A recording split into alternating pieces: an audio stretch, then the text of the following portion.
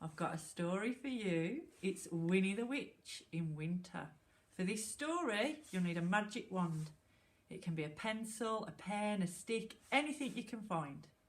Are you ready? Let's find the beginning.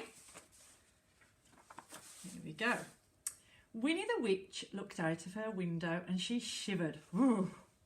Her garden was covered in snow. Her pond was covered in ice. Icicles hung from the rooftops. "I'm tired of winter," said Winnie. Wilbur came in through his cap flap. His feet were wet and his whiskers were frozen.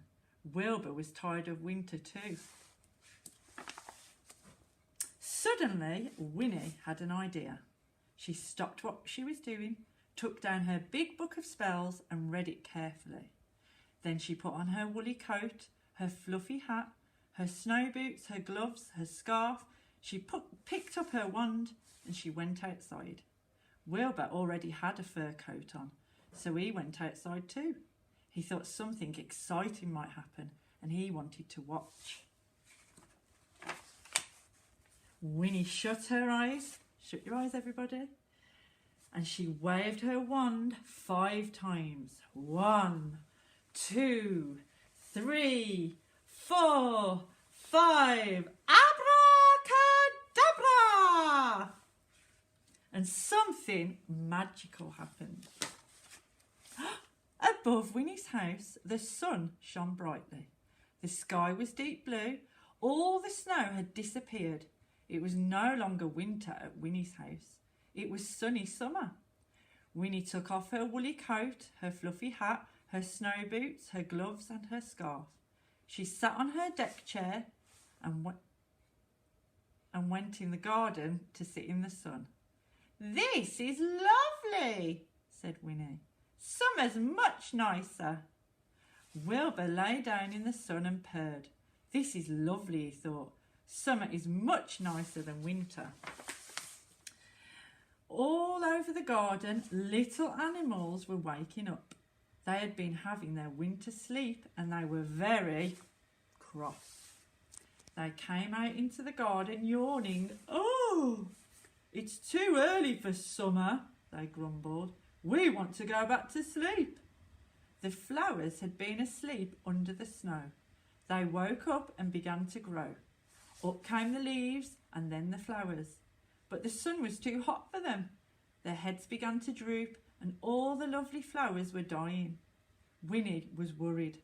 The animals and the flowers didn't like the lovely summer. Then she heard a very strange noise. Winnie turned around and behind was a great crowd of people. They were running along the road towards her house. They crowded into her garden. They took off their coats, their hats, their boots, their gloves and their scarves.